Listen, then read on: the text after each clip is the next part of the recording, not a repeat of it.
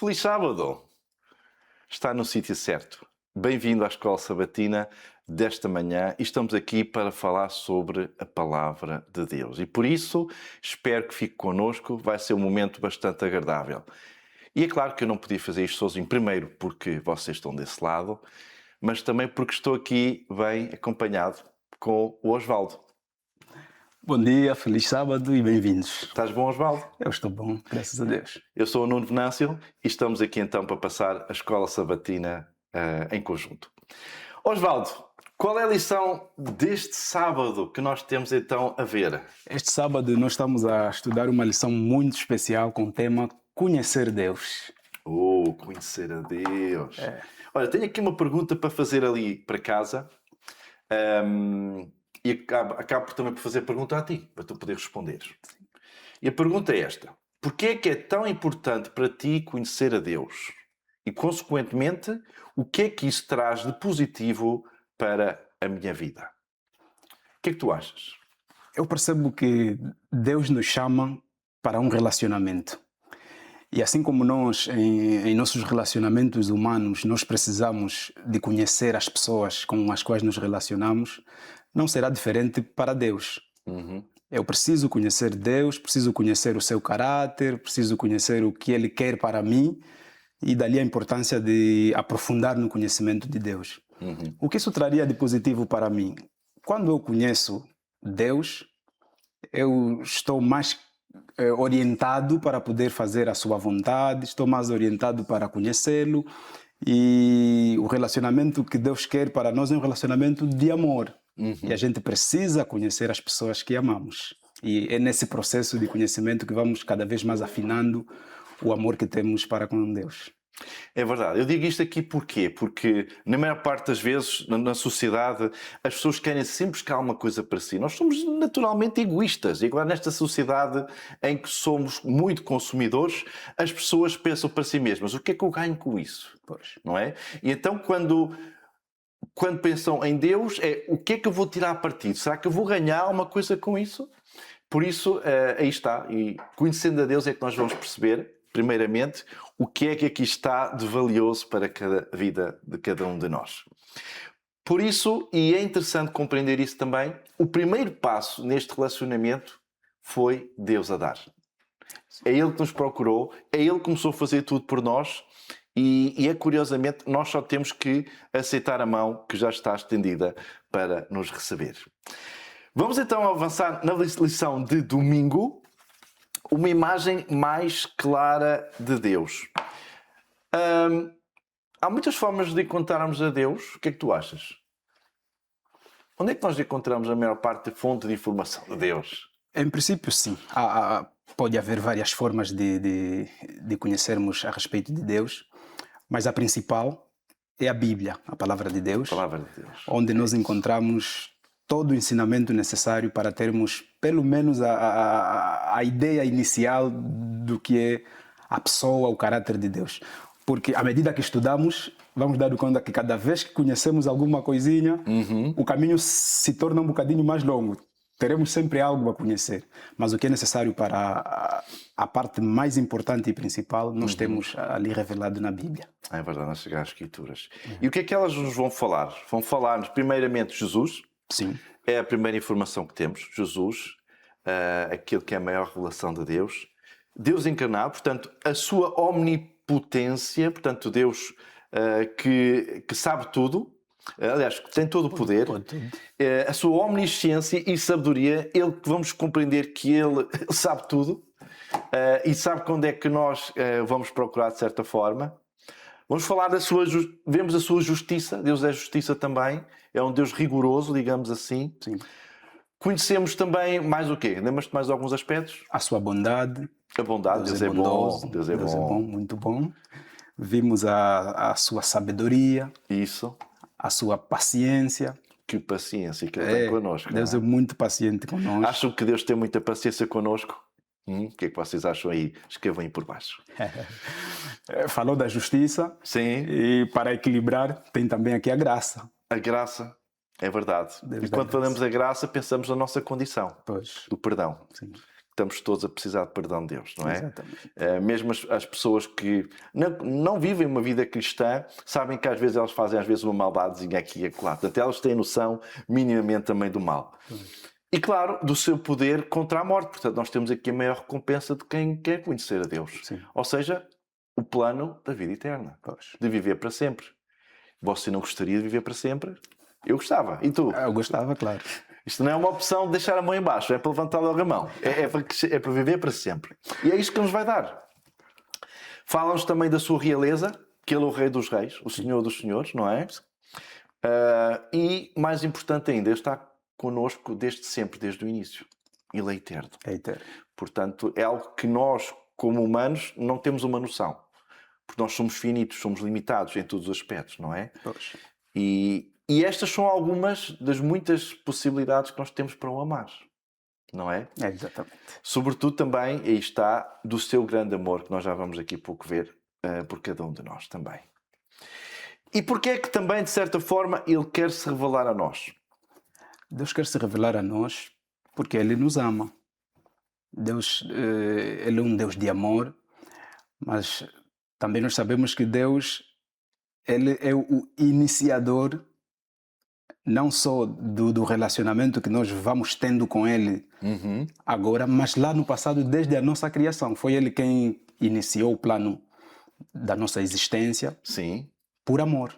É por amor. É por amor. Isso tem muito que se liga, esse plano da existência. Sim. Eu queria te convidar a lermos um texto da Bíblia que, quando não está curiosamente na lição da Escola Sabatina, mas que me veio à mente, da importância de conhecer a Deus. E que a Bíblia, por acaso, na Escola Sabatina não nos é transmitida. Em João capítulo 17, queres tu ler já agora? João capítulo 17. E em casa podem também desfolhar as Sagradas Escrituras, ou no telemóvel, se tiverem, como vocês acharem melhor. João 17, versículo 3. Vejam a importância, o plano principal, eu diria principal, para nós conhecermos a Deus. 17, 3. E a vida eterna é esta, que te conheçam a ti, o único Deus verdadeiro, e a Jesus Cristo a quem enviaste. Como é que tu interpretas este texto? Esse texto revela-nos a importância de conhecermos a Deus. Porque? E a Jesus, porque deles temos a vida eterna. O conhecimento de Deus leva-nos a ter a vida eterna. Portanto, se nós vemos um cristão que não quer saber sobre Deus, que não quer abrir as Sagradas Escrituras, que não quer estudar a lição da Escola Sabatina, ele não está a investir aonde? No seu futuro. No seu futuro, sim. No seu futuro, não é? Exatamente. Portanto, não está a querer, de certa forma, a querer saber sobre Deus. Mas há alguém que está a fazer todos os planos para evitar isso. Há alguém que tem todo o interesse de não queremos conhecer sobre Deus. Sim. E quem é esse e como é que isso aconteceu? Queres explicar um bocadinho? O nosso arqui-inimigo, Lúcifer, ou Satanás, como nós habitualmente o chamamos. Claro. Antes de nosso inimigo, ele é inimigo de Deus. E, na verdade, apenas usa-nos para de alguma forma, tentar ofender. Ele vê que, maltratando ao ser humano, ele consegue atingir a Deus, porque Deus nos ama. E é este Lúcifer que investe bastante para que nós ou não conheçamos nada a respeito de Deus, ou conheçamos de forma distorcida. E antes de avançarmos a essa parte que a lição nos leva para o Jardim do Éden, eu estive a pensar sobre este tema e repara, ele estava no céu ao lado de Jesus. Sim. Ele era o anjo, ou neste caso o querubim, que melhor conhecia a Deus. Que conhecia o amor de Deus, o carinho, a atenção, tudo isso. E mesmo assim, ele decidiu não confiar. Não é verdade? Exatamente. E então o que é que ele vai fazer com o ser humano? O que é que a lição nos diz? Ele traz a mesma ideia que teve lá no céu, que é de contrariar aquilo que é o caráter de Deus. E quando ele vem no Jardim do Éden para tentar a Eva, sim, é exatamente esse argumento que ele traz. Um argumento de desconfiança, sim, do que é o caráter de Deus, fazendo Eva duvidar isso, de quem é Deus e das orientações que Deus deu a ela quando dizia que não comessem do fruto proibido. Isso. E o engano de Satanás é sempre esse, fazer com que nós não confiemos em Deus. E ele conseguiu com Eva. Eva duvidou e então parecia que Deus estava a guardar algum segredo. Daí que estamos a falar de conhecer Deus e relacionar-se com Deus. E nós também temos essa imagem de que Deus é um personagem misterioso. Parece que nós não podemos conhecer exatamente quem é Deus, como Ele é, o seu caráter. Ainda temos um bocadinho dessa dúvida. E é esta dúvida que levou Eva a pecar neste episódio. E representar mal o caráter de Deus tem sido o trabalho de Satanás ao longo dos séculos. É verdade. Eu vi aqui um texto que está até na lição da Escola Sabatina, se vocês quiserem também seguir, que está no último parágrafo, antes das últimas perguntas, digamos assim. E Ellen White diz esta situação: Deus está a guardar segredos de ti, Deus não quer o melhor para ti, não podes confiar nele.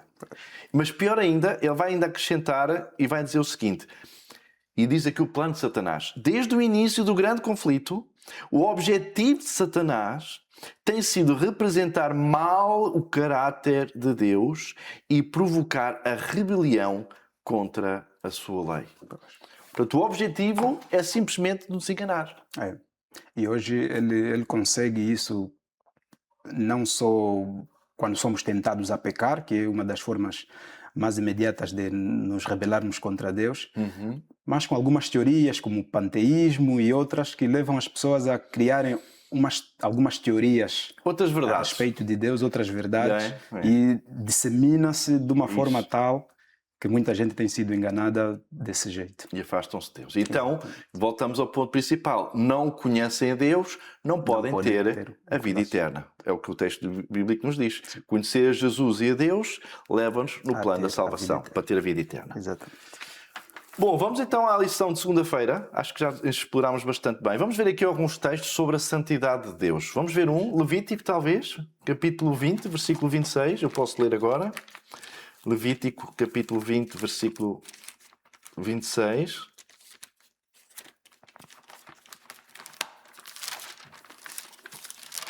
E tu, se calhar, se tu não te importas, vês o outro. Está em 2 de Samuel 2:2. Está bem? Eu leio um, comentamos, depois vemos o outro também.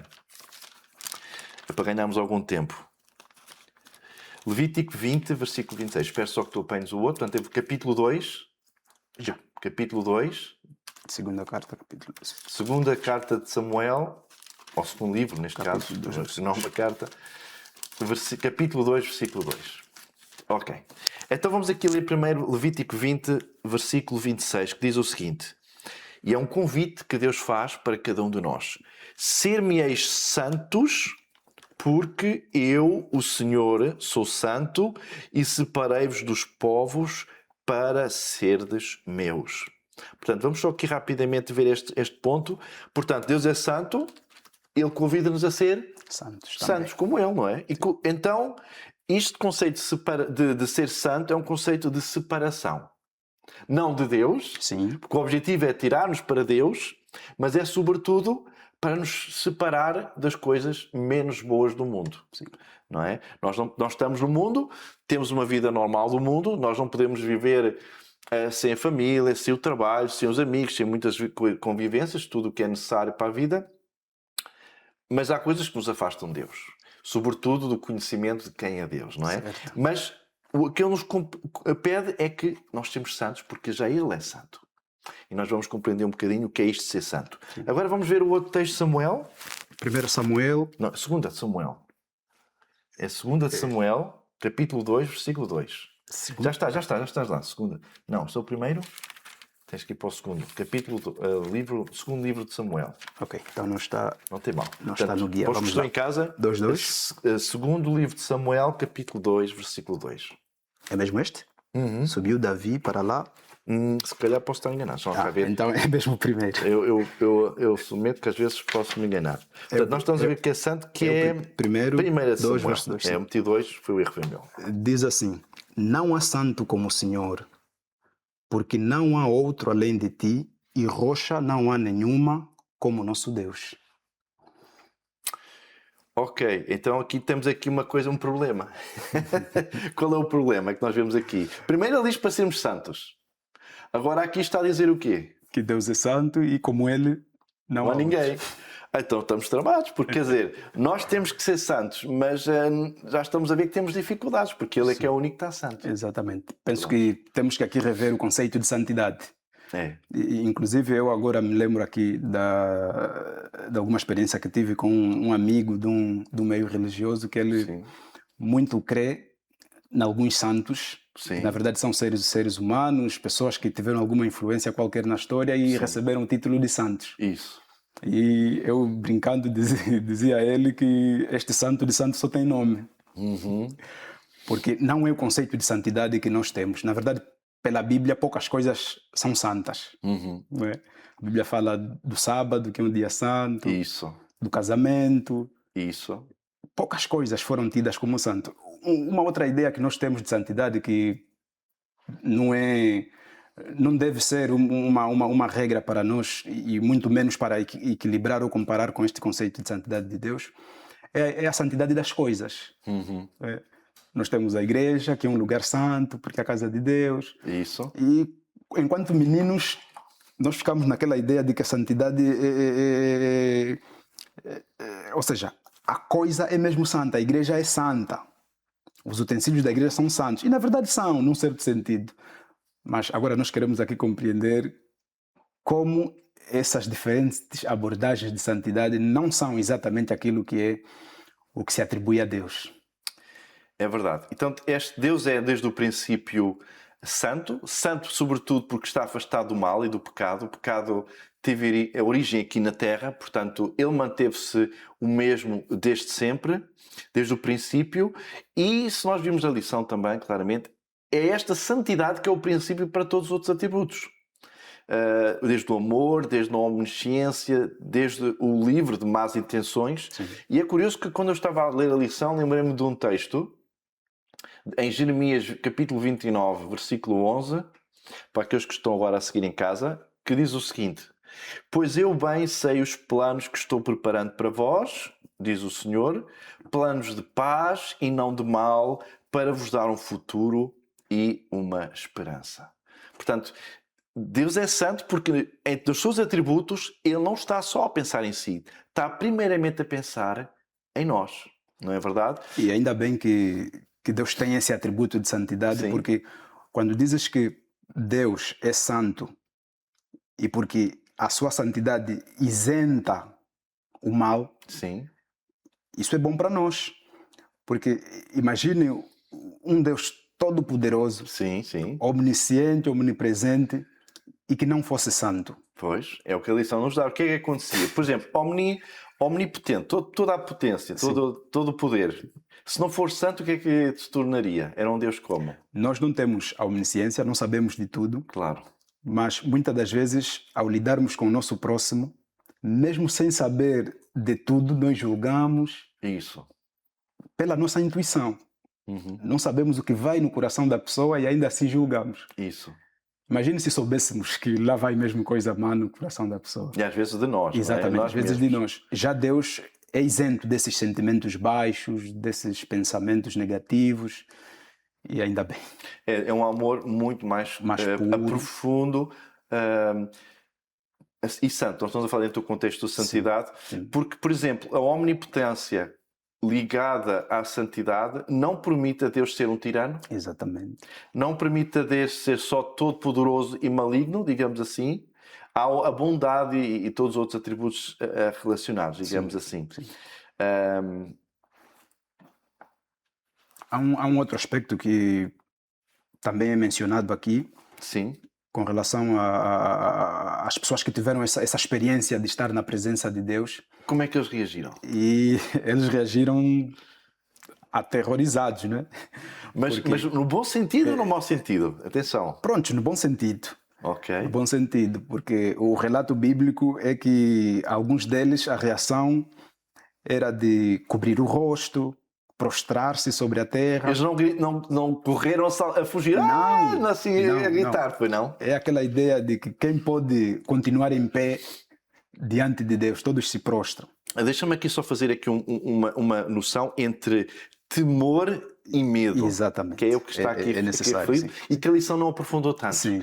Medo é quando nós, por exemplo, era normal de acontecer esta reação de medo de um personagem destes perante um Deus tirano. Sim. Uma teofania. É um exemplo. Mas no caso de um Deus bom, um Deus santo, amoroso, paciente e com todos estes atributos, este temor é um respeito profundo. Sim. De tal maneira que uns tiravam as sandálias, temos Moisés, outros cobriam o rosto e outros não se achavam dignos, ficavam paralisados no chão. E esta última parte é mais interessante, não é? Achar-se indignos de estar na presença de Deus exatamente por reconhecer a sua santidade. Ou seja, Deus é tão santo e eu sou tão imperfeito que então não me sinto digno de manter-me em pés, olhar assim a presença de Deus. Eu me cubro. Aliás, mesmo no céu, né? Diz a Bíblia que os anjos estão ali sempre a dizer santo, santo, santo. E os anjos mais próximos do trono de Deus cobrem. Sim, os serafins. Os serafins cobrem. Têm 3 pares de asas, com umas cobrem o rosto, com outras cobrem os pés, é tudo simbólico, mas tem muito a aprender, e com as outras 2 voam, e realmente eles são os primeiros a reconhecer a santidade de Deus. E penso que isso acaba por ser um desafio para nós. Porque somos chamados para ser santos e se relacionar com esse Deus também santo. Aí está mais uma vez o apelo para nós estudarmos as Sagradas Escrituras. Quanto mais conhecermos a Deus, mais o vamos conhecer o grande ser maravilhoso que está aqui revelado nas Sagradas Escrituras. Exatamente. E porque falámos em grande, vamos a uma das grandes qualidades de Deus, que é o amor. O amor. Qual é a grande para ti? Agora é uma pergunta também para ir para casa. Qual é a diferença de dizer que Deus é amoroso para dizer Deus é amor? Deus é amoroso ou Deus é amor? O que é que tu achas? Qual é a diferença para ti? Eu penso que quando dissemos que Deus é amoroso, nós estamos a querer apenas atribuir a qualidade de um Deus que tem algum sentimento para conosco. Certo. Mas dizer que Deus é amor, o que é que isso quer dizer? É a própria essência. Estamos a definir Deus. Isso. Quem é Deus? Deus é amor. Podemos dizer que Ele é a origem do amor também. Exatamente. Ou seja, eu diria mesmo que, e é a realidade, que quando nós estamos a refletir algum amor ao próximo, nós estamos a revelar alguma qualidade que Deus nos partilhou também connosco. Sim, sim. Não é? Sim. É interessante esta pergunta ali no final da lição. Sim, a lição temos o texto de 1 Coríntios, capítulo 13, verso 4 a 8. Certo. Onde o apóstolo Paulo apresenta ali uma linda poesia sobre o amor. Certo. E o autor pede aqui que façamos um exercício, e você ali em casa pode também fazer, substituir ali a palavra amor pela palavra Deus. Isso. Ou seja, ao invés de ler que o amor é paciente e bondoso, não. Deus é paciente e bondoso. E dá igual. Isso. Vai levar ao mesmo. Deus é amor. E ajuda-nos também a caracterizar Deus. Quem é Deus? Exatamente. Conhecer o melhor. Como é que nós podemos compreender este amor, digamos assim? Como é que nós podemos conhecer? É claro que a Bíblia vai nos falar de quem é o amor, mas qual é a maior revelação da Bíblia do amor? A maior revelação da Bíblia, claramente, é o presente que nós recebemos de ter o seu Filho. Não é? João 3, versículo 16, porque Deus amou o mundo de tal maneira que deu o seu Filho unigênito. E é através do Filho unigênito que nós somos salvos. Esta é a maior manifestação do amor de Deus. Eu dava uma segunda, portanto, claro, eu dizia 2, de certa forma. Primeiro, Jesus em si, Jesus a revelação de Deus, porque nós vamos conhecer quem é Deus através de Jesus. Jesus que quer estar connosco, e nós já vamos ver daqui a pouco Emmanuel. Mas, sobretudo, o plano de salvação. Jesus é o corpo, a caracterização perfeita do plano de salvação de Deus. Quando olhamos para Jesus, vemos a se materializar, a acontecer a salvação de Deus. Sim. Portanto, é uma enorme esperança para nós. Exatamente. Deus está ao controle e Ele dirige todas as coisas. E repara, eu tive aqui a ver um texto em Efésios, capítulo 2. Tenho aqui 2. Mas eu vou se calhar só ler porque o de Efésios é longo, mas os que quiserem ver depois em casa, Efésios capítulo 2, versículo 1 a 7, vemos o quão grande amor de Deus. Curiosamente, eu penso que não está aqui na lição. E outro que eu vi muito interessante, estamos em Romanos 5:10, que eu vou ler aqui, porque se nós, sendo inimigos, fomos reconciliados com Deus pela morte de seu Filho, muito mais, estando já reconciliados, seremos salvos pela sua vida. Ou seja, Deus iniciou este plano de salvação de amor, através de Jesus, sendo nós inimigos. Sim. Ele amou-nos sendo inimigos. Nós éramos capazes de fazer isto a uma pessoa inimiga? Quantas vezes as pessoas que querem o mal a alguém, são inimigos, não têm esta forma altruísta e de amor que Deus tem. Mas Deus fez isto. Nós éramos inimigos, estávamos separados de Deus, tínhamos tudo para merecer esta condenação, que é a morte, mas Ele pensou, não. Eu vou-vos revelar o meu amor. E eu penso que até os anjos, até hoje, continuam a conhecer melhor, porque eles nem conheciam tanto este amor de Deus, este tão grande amor de Deus, não é verdade? Sim. Então, vamos avançar, se calhar, um bocadinho para a lição de quarta-feira. E esta lição aqui, esta lição de quarta-feira, fala-nos da criação. E esta aqui, eu ao ler esta lição, tu não sei se sabes, mas eu tive formação em teologia, portanto, e estava aqui a ver muitas coisas que eu aprendi na Universidade em Colonge. E a lição, claro, a lição não dá para aprofundar tudo. Eu estava aqui a ver, esqueceram-se por isto. Há muito para ver aqui. E Deus na criação é muito interessante. Eu vou aqui, se calhar, se tu me permites ver aqui um bocadinho sobre o capítulo 1 de Gênesis. Não sei se tiveste esta percepção quando a lição nos fala da criação, que fala-nos de Deus. E claro que para nós, que somos portugueses, quando estamos a ver este relato do capítulo 1 de Gênesis, no princípio criou Deus os céus e a terra. Parece tudo bem. Só que no hebraico é que nós depois começamos a ver algumas diferenças. Esta palavra Deus, na lição, dá-nos que nome? Tu lembras-te de ver qual é o nome que nos é apresentado? O nome que aparece na lição é Elohim. Elohim. E depois, a partir do capítulo 2, a partir do versículo 4, vem outro nome. Qual é o outro que aparece? Lembras-te qual é que está escrito? Não sei se pronuncio correto, mas devia ser Yahvé. Yahvé ou Jeová. Prontos. Ou seja, agora vou explicar um bocadinho esta lição. Porque eu lembro de ter lido um artigo de um teólogo lá em Colonge que fala de uma forma ainda mais aprofundada sobre isto. A palavra Elohim, que significa, que é traduzida em hebraico também para Deus. Aliás, eu vou dizer as três. Existem três principais em hebraico para definir Deus. É a palavra Elohim, Jeová e Adonai.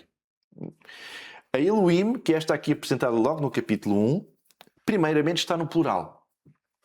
E nós, quando vamos a João, no capítulo 1, versículo 1, nós vemos que no princípio era o verbo e o verbo estava com Deus. Portanto, temos ali pelo menos duas pessoas para ter o plural. Claro que o Espírito Santo também estava lá. Nós vemos que o Espírito de Deus pairava sobre as águas. Ou seja, vemos aqui Deus, na sua plenitude, a criar o mundo.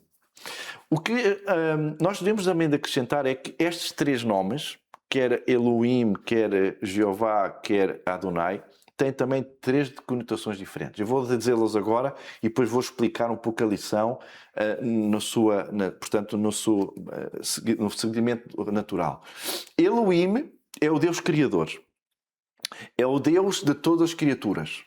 É o Deus afastado, mas continua a ser o Criador, em que qualquer ser humano deve, de certa forma, respeitar pelo aquilo que é como Criador. O segundo patamar é o Deus Adonai, o Senhor. Há muitos que veem Deus como sendo o seu Senhor. Já há alguma proximidade, digamos assim. É isto que a lição também não fala muito, mas Adonai já é, digamos assim, uma proximidade. Já é alguém que já reconhece como seu Senhor. Depois, o terceiro e último patamar, o mais próximo ainda, e que a lição já refere a partir do capítulo 2 de Gênesis, é o Deus Jeová. É o Deus próximo. É o Deus que está mais junto a nós. É aquele que nós já temos o relacionamento mais próximo.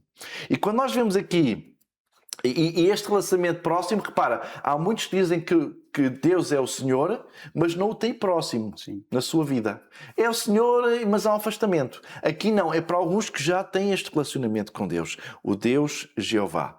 E quando nós vemos aqui realmente no relato da criação, nós vemos tanto Deus, o Pai, o Filho, o Espírito Santo na criação, nos primeiros capítulos. É claro que não nos é revelado literalmente a pluralidade, mas no hebraico sabemos que é um Deus criador. E quando chegamos ao capítulo 2, começa-se a ver uma manifestação de puro amor. Na maior parte da criação, Deus falou e o que é que acontece? E as coisas vieram a existir. Aconteceram, pelo poder da sua palavra, diz o salmista também. Mas aqui parece que alguém teve que descer à terra. O que é que aconteceu aqui no capítulo 2? Para tu falares um bocadinho. No capítulo 2, o segundo relato da criação, Sim. aqui nós vemos agora Deus a se ajoelhar, a colocar a mão, a trabalhar, a pegar no barro, fazer o lodo, criar o ser humano e soprar o fôlego de vida ao ser humano. Também Deus podia ter dito, né? Haja homem, estaria ali Adão. Ou seja, ele podia ter falado e ter acontecido. Sim. Mas quando nós vemos o versículo 7, capítulo 2, versículo 7, e formou o homem, Deus, o homem do pó da terra.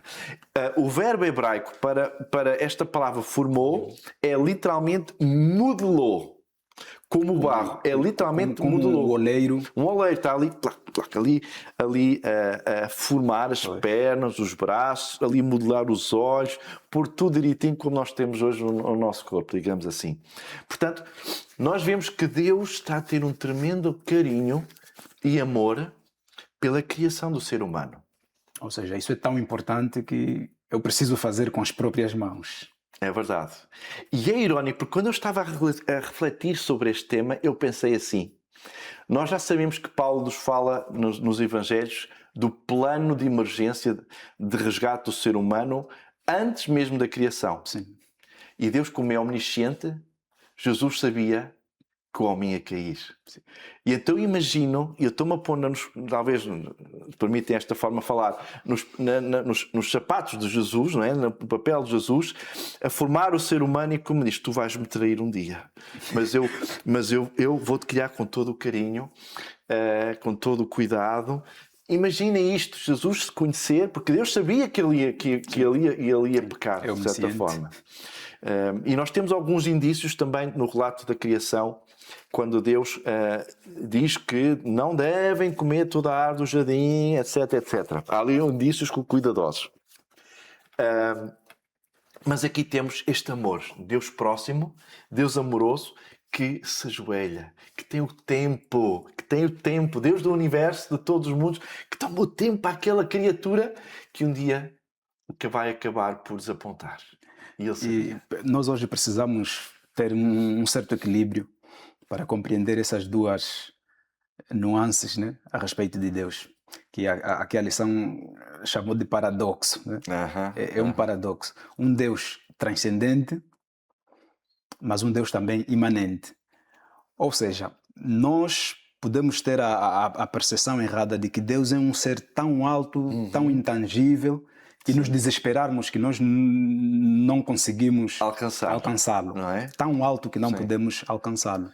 Mas também podemos cair num outro extremo de que ele é tão imanente que perde sua santidade, sua grandeza, sua glória, e o tratamos como se fosse um de nós, como se fosse um ser humano.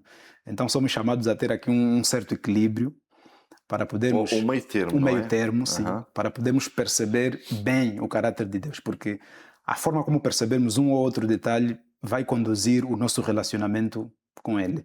E essa última parte, onde nos faz perceber que Deus desce, Ele faz com as mãos, com todo o carinho, mesmo sabendo que nós pecaríamos e nos afastaríamos dele e lhe daríamos tanto trabalho como temos dado. Muito trabalho mesmo. Isso é um reflexo, ou seja, é uma manifestação de amor que nós devemos mostrar o reflexo, né? Devemos mostrar uma resposta, somos chamados a uma resposta.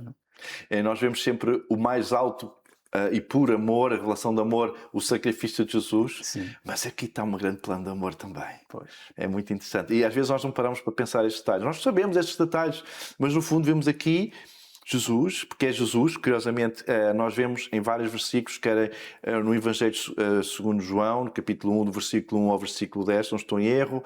Temos em 1 Coríntios também, no capítulo 1, versículo 14 ao 17. Temos Hebreus, capítulo 1, do versículo 1 ao versículo 3. É Jesus que cria.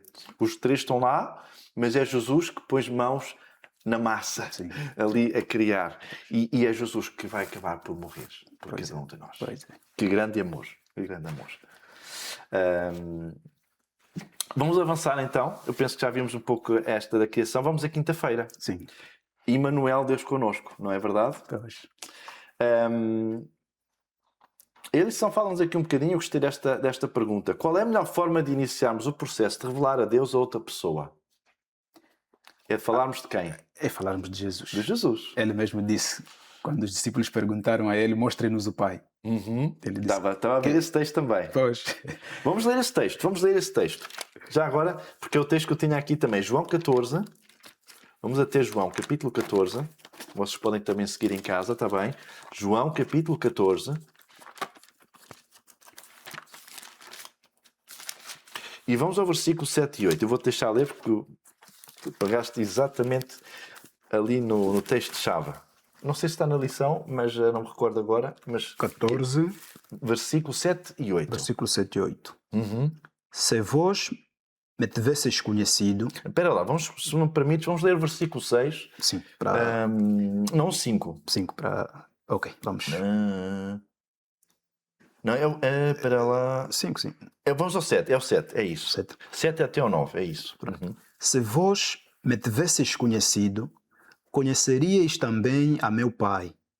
Desde agora o conheceis e o tendes visto.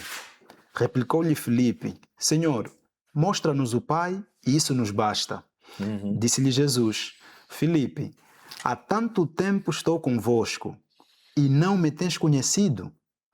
Quem me vê a mim, vê o Pai. Como dizes tu, mostra-nos o Pai? É verdade. Ou seja, quem vê Jesus vê Deus. Vê Deus. Ou seja, Jesus é a maior revelação de Deus para o homem.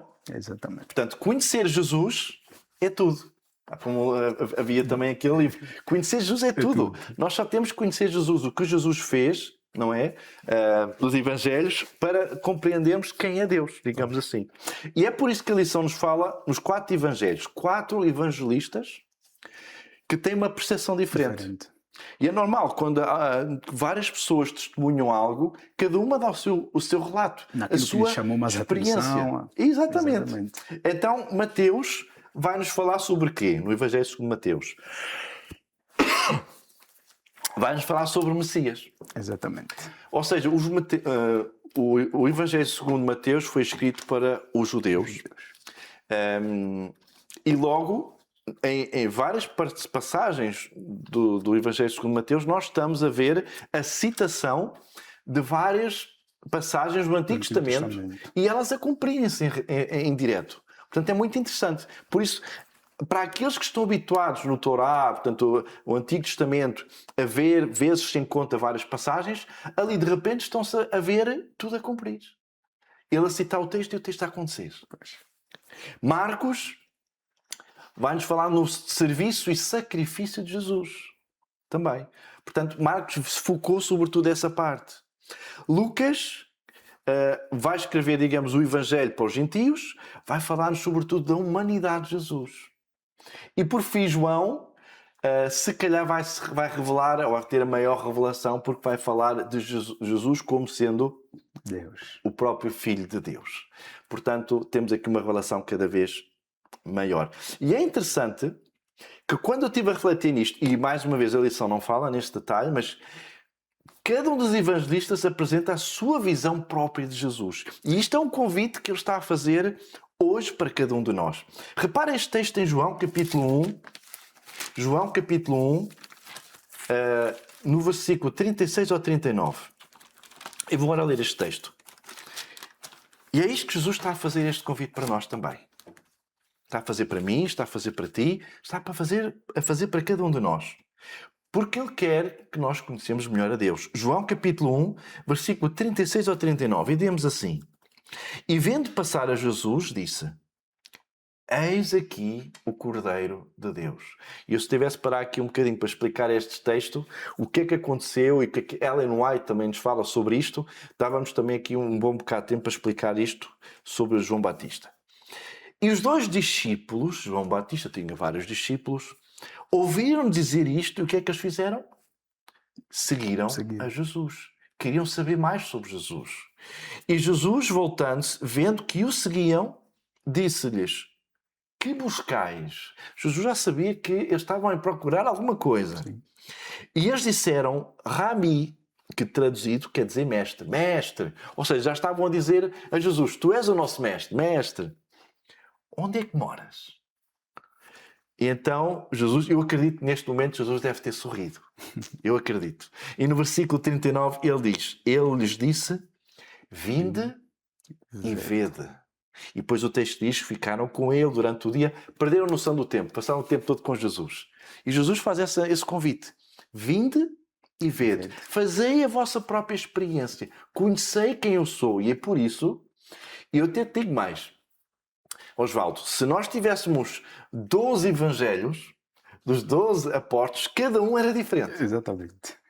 Mas todos eles falavam muito sobre Jesus. E nós temos aqui 4 evangelhos, cada um teve a sua percepção de quem era Jesus. E isto é bastante interessante. E eu acredito que cada um de nós, mediante a nossa bagagem, permite-me esta expressão, bagagem cultural, aquilo que nós somos, aquilo que nós fizemos ao longo da nossa vida, se estivermos mais afastados, se estivermos mais próximo de Deus, nós também vamos ter um conhecimento diferente uns dos outros. Realmente. Tu estás aqui a passar a lição comigo, tu tens uma interpretação ligeiramente diferente da minha. Sim. E no fundo estamos sintonizados, percebemos mais ou menos também do que estamos a falar da lição de escola sabatina, não é verdade? Exatamente. E por fim, portanto, Jesus é pessoal, é de cada um de nós. É isso que eu quero fazer. Porque quando nós vamos perceber este tema de Emmanuel, que agora é o central da lição deste dia, Sim. Emmanuel significa o quê? Deus conosco. Deus conosco, não é? Está em Mateus 1:23, que é a citação clara da profecia de Isaías, capítulo 7, versículo 14. Ela gerará um filho e ele será chamado Emmanuel, Deus conosco. Isto será que se cumpre hoje em dia na nossa vida? O texto diz que sim, em Mateus. Pois. E tu vais ler agora este texto. Mateus capítulo 28, versículo 20.